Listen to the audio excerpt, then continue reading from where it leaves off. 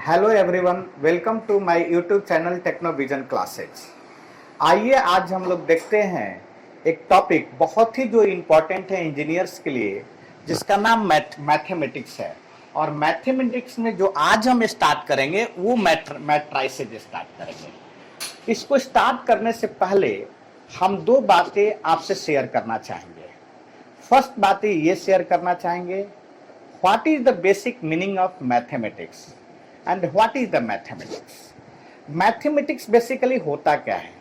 Mathematics is the branch of science and it is the type of language such like as a Hindi or English in which we studies or we define the engineering sciences. It means mathematics is the type of language in which we study the engineering sciences. Such like as example से हम लोग देखेंगे कि mathematics एक language कैसा है, तो हम ऐसा बोल सकते हैं कि मैथमेटिक्स एक लैंग्वेज है जिसमें हम लोग इंजीनियरिंग साइंस के प्रॉब्लम को डील करते हैं। जैसे इंग्लिश और हिंदी में हिंदी एक लैंग्वेज है, उसी तरीका से मैथमेटिक्स एक लैंग्वेज है। जैसे एग्जाम्पल के तौर पर एक छोटा सा एग्जाम्पल लेते हैं और क्लियर करते हैं। आप लोग जानते हैं, अगर कोई कंप्रेसिबल फ्लूइड लेते हैं तो pressure is inversely proportional to volume बोलते हैं। Pressure is inversely proportional to volume. इसका मीनिंग ये है कि अगर ये इंग्लिश में बोल रहे हैं कि प्रेशर वॉल्यूम घटेगा अगर प्रेशर बढ़ाएंगे, या प्रेशर बढ़ाएंगे तो वॉल्यूम घटेगा, ये बोल रहे हैं। या प्रेशर घटाएंगे तो वॉल्यूम क्या होगा? बढ़ेगा। ये इंग्लिश में बोल रहे हैं। ये कंप्रेसिबल फ्लूइड लेते हैं, उस पर अगर प्रेशर हम बढ़ाएंगे तो उसकी वॉल्यूम क्या होगी? घटेगी। अगर उस पर प्रेशर हम कम करेंगे, डिक्रीज करेंगे, तो उसकी वॉल्यूम क्या होगी? बढ़ेगा। लेकिन मैथमेटिक्स में एक बच्चा बोलता है कि ये कर्व बना देता है प्रेशर और वॉल्यूम पर, तो ये क्या इंडिकेट करता है? Pressure is directly proportional to volume. जैसे ध्यान दीजिए, अगर ये P1 प्रेशर है और ये V1 वॉल्यूम है, कुछ टाइम के बाद देख रहे हैं कि प्रेशर ये P2 ले रहे हैं, यानी कि प्रेशर को घटा रहे हैं, तो उस टाइम पर वॉल्यूम क्या है? आपका V2 है। तो आपकी pressure is P1 is greater than P2, यहां से क्या देख रहे हैं? और V2 is greater than V1, यानी कि आप देख रहे हैं कि प्रेशर घटा रहे हैं तो वॉल्यूम क्या हो रहा है? बढ़ रहा है। तो ये कर्व यही इंडिकेट कर रहा है। एक और एग्जांपल के तौर पर लेते हैं, आपको क्लियर करते हैं कि मैथमेटिक्स क्या है। एक बेसिकली लैंग्वेज है, जैसे इंग्लिश और हिंदी है। जैसे एग्जांपल के तौर पर सब लोग जानते होंगे आपकी ओम्स लॉ। ओम्स लॉ क्या बोलता है? ओम्स लॉ ये बोलता है कि V is equal to I R. V is equal to I R. V is directly proportional to I, ऐसा बोलता है। अब ध्यान दीजिए, या आप पोटेंशियल लेते हैं या करंट लेते हैं, तो ये कैसे दिखाते हैं? हम लोग इस टाइप से कर्व दिखाते हैं। ये कर्व तो यही बताता है ना कि अगर करंट बढ़ाएंगे किसी पार्टिकुलर रेजिस्टेंस से, किसी पार्टिकुलर सर्किट से, करंट की वैल्यू अगर इंक्रीज करेंगे तो पोटेंशियल बढ़ेगा। ये हम इंग्लिश में नहीं बोल करके ये कर्व से हम दिखा सकते हैं। एक और एग्जांपल पर फ्लूइड की दुनिया में बात करते हैं, न्यूटोनियन फ्लूइड। न्यूटोनियन फ्लूइड में आप लिखते हैं du/dy, ये वेलोसिटी ग्रेडियंट होता है, ये आपकी शेयर स्ट्रेस होता है। तो न्यूटोनियन फ्लूइड क्या बोलता है कि अगर वेलोसिटी ग्रेडियंट आप इंक्रीज करेंगे तो स्ट्रेस क्या होगा? इंक्रीज करेगा। तो ये न्यूटन साहब बोले थे, ये velocity gradient increases then stress is also increases. तो आप वो नहीं बोल करके, इंग्लिश नहीं बोल करके अगर ये कर्व शो कर देते हैं, तब भी हम अंडरस्टूड कर लेंगे कि इसका मतलब ये है कि प्रेशर वेलोसिटी ग्रेडियंट बढ़ाने पर स्ट्रेस क्या होगा? बढ़ेगा। तो आई होप आप लोगों का क्लियर हो गया कि मैथमेटिक्स बेसिकली क्या है। इसीलिए तो इंजीनियरिंग ग्रेजुएट्स को, सारे इंजीनियरिंग ग्रेजुएट जो अच्छे इंजीनियर ग्रेजुएट्स होते हैं, उनकी मैथ पर भी बहुत अच्छा कमांड होता होगा। नहीं कमांड होता होगा तो बहुत तरह के इंजीनियरिंग प्रॉब्लम को आप डील ही नहीं कर पाएंगे। तो एक तो इंपॉर्टेंट बातें ये शेयर करना था। दूसरा इंपॉर्टेंट बातें हम ये शेयर आपसे करना चाहते हैं कि कोई टॉपिक कैसे पढ़ना चाहिए, कोई एग्जाम के लिए वो टॉपिक कैसे इंपॉर्टेंट है। जैसे आप बात करते हैं, हम मैथ में एक मैट्राइसेज की बात करते हैं, और भी आप बीटेक ग्रेजुएट से कोई भी टॉपिक ले सकते हैं। तो कोई भी टॉपिक का दो बेसिक एम होना चाहिए। वो टॉपिक क्या है, ये बहुत जरूरी है, यहां से क्वेश्चंस आपके एग्जाम में आते रहते हैं। दूसरा, उसका एप्लीकेशन क्या है, क्योंकि हम एक इंजीनियर हैं, हमको अप्लाइड करना है।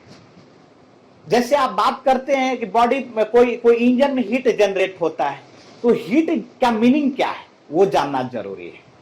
और ये हमको पता चल जाए कि वो हीट को हम ट्रांसफर कहीं बाहर कैसे करेंगे।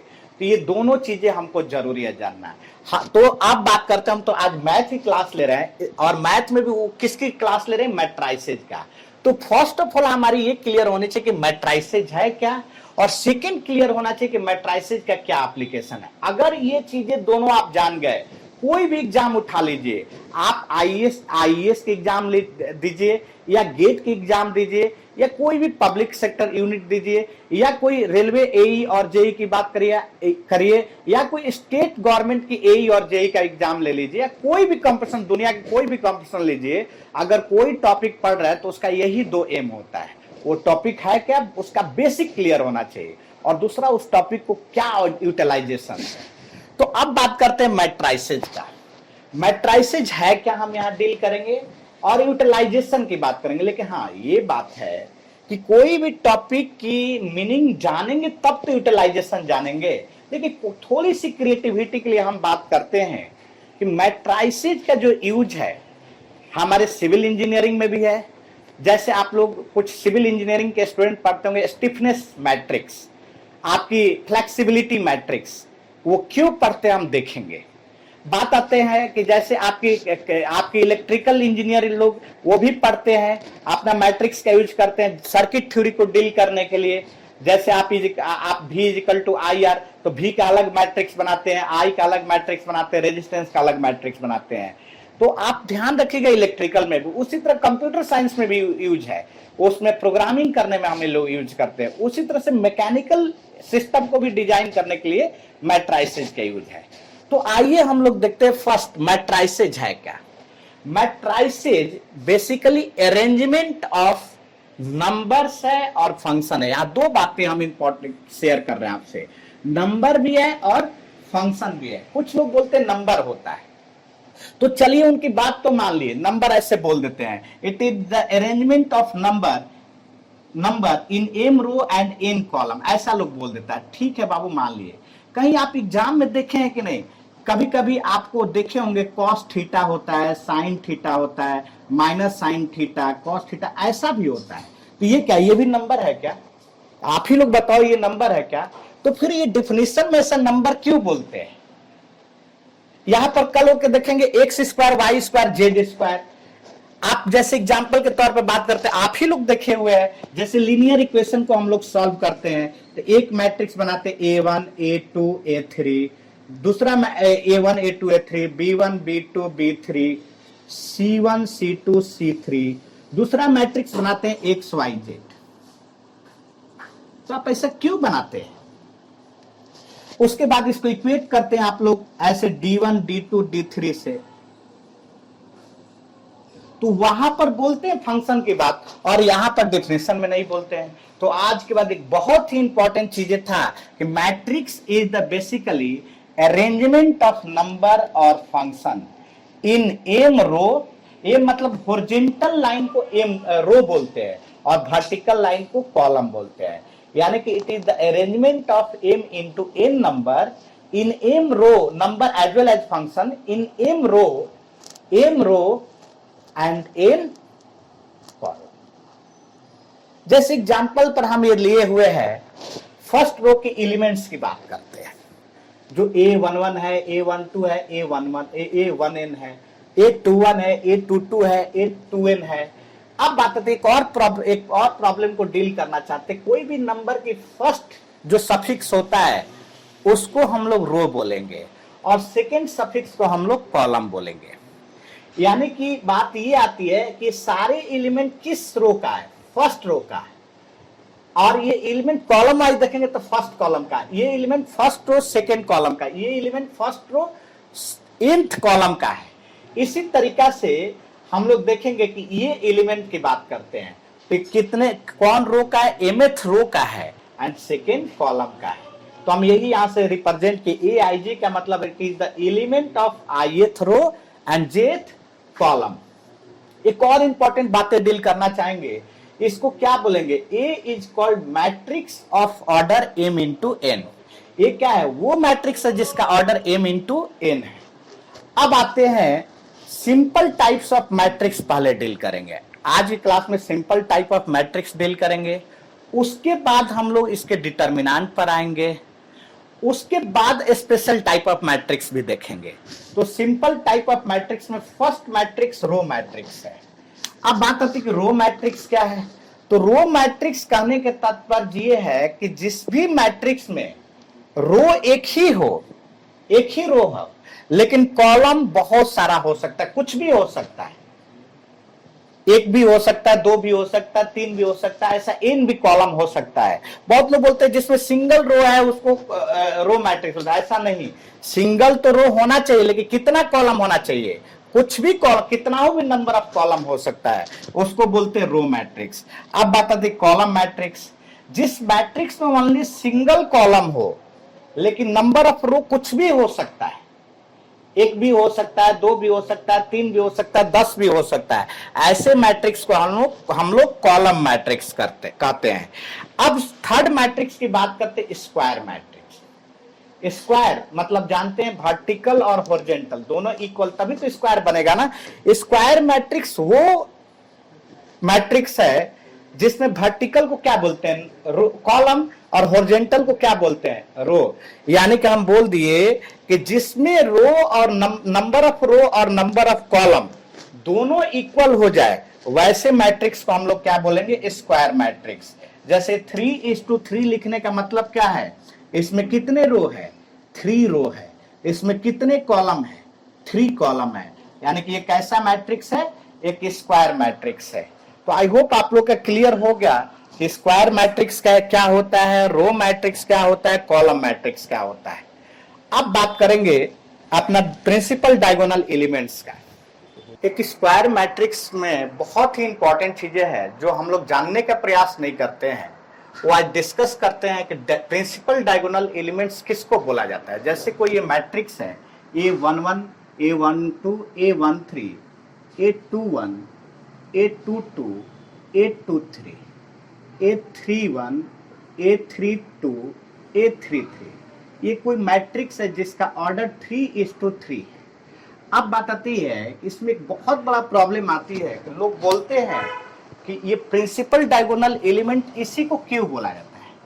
हमारा प्रॉब्लम ये है, प्रिंसिपल डायगोनल एलिमेंट्स इसी को क्यों बोला जाता है, इसको आप लोग क्यों नहीं बोलते हो, इसको क्यों नहीं बोला जाता है, this is not a principal diagonal element. What is the basic reason. देखिए ध्यान दीजिए, आज के बाद ये बात ध्यान रखना है, कोई भी एलिमेंट डायगोनल एलिमेंट्स ए आई जे, उसी को प्रिंसिपल डायगोनल बोलेंगे जिसमें आई और जे इक्वल दिखेगा, आई और जे इक्वल दिखेगा, वैसे डायगोनल एलिमेंट्स को हम लोग क्या बोलेंगे, प्रिंसिपल डायगोनल एलिमेंट्स बोलेंगे। ये भी तो एक डायगोनल ही है ना, ये स्क्वायर चीज का डायगोनल ये भी है और ये भी है।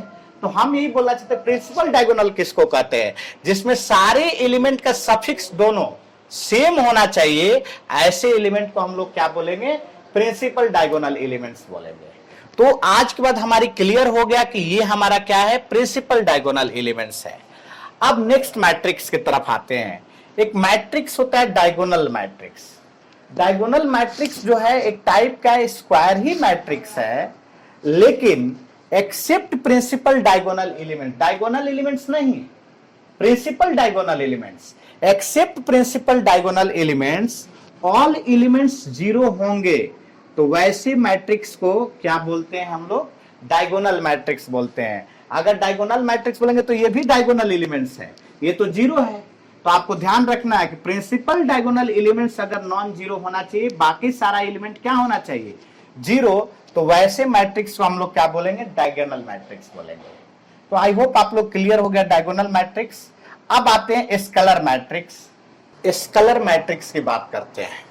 ये भी एक टाइप का डायगोनल मैट्रिक्स ही है जिसमें ऑल प्रिंसिपल डायगोनल एलिमेंट्स क्या होते हैं, 0 होता है। इसको लीडिंग डायगोनल एलिमेंट्स भी बोलते हैं। तो कभी लीडिंग डायगोनल एलिमेंट्स बोला जाए, प्रिंसिपल डायगोनल एलिमेंट्स, कोई आपको परेशान होने की जरूरत नहीं है, दोनों एक ही चीज है। क्लियर हो गया ना?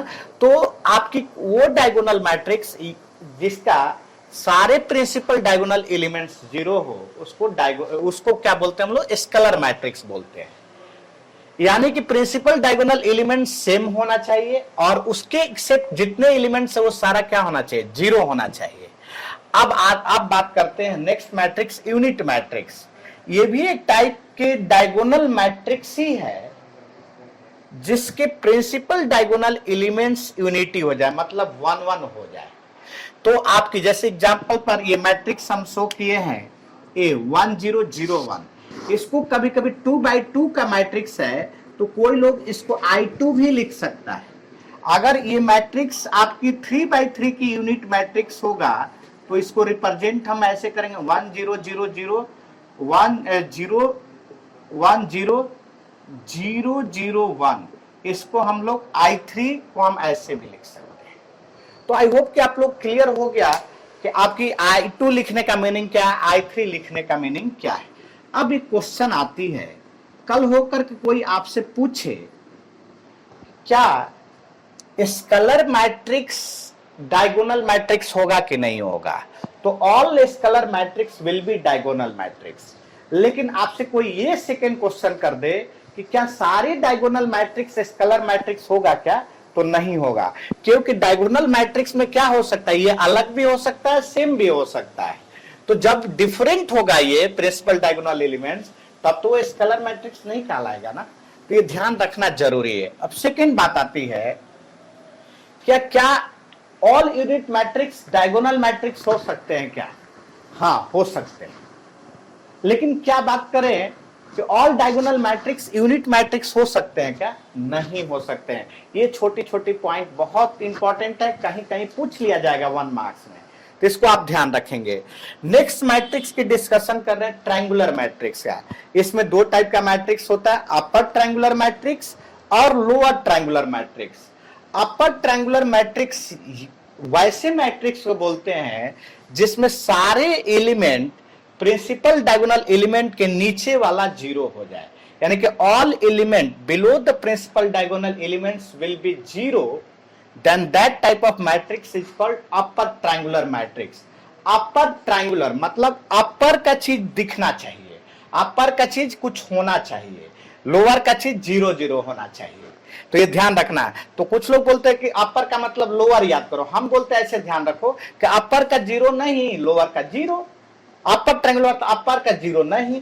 आप ध्यान दीजिए, अब अगला मैट्रिक्स होता है लोअर ट्रायंगुलर, जिसमें प्रिंसिपल डायगोनल एलिमेंट्स के अपर का 0 होना चाहिए, लोअर नहीं। तो वैसे डायगोनल एलिमेंट, वैसे मैट्रिक्स को हम लोग क्या बोलेंगे? लोअर ट्रायंगुलर मैट्रिक्स बोलेंगे।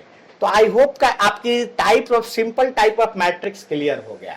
अब हम लोग नेक्स्ट क्लास में बात करेंगे, पहले इस सब का डिटर्मिनेंट कैलकुलेट करने सीखेंगे, उसके बाद बात करेंगे हम लोग, तब जाकर बात करेंगे हम लोग क्या होता है इसका आपके और भी स्पेशल टाइप ऑफ मैट्रिक्स, जैसे symmetric matrix, skew symmetric matrix, hermitian matrix, आपकी एंटी हार्मेशियन मैट्रिक्स, आपकी और भी ऑर्थोगोनल मैट्रिक्स। ये सारी मैट्रिक्स हम बाद में करेंगे।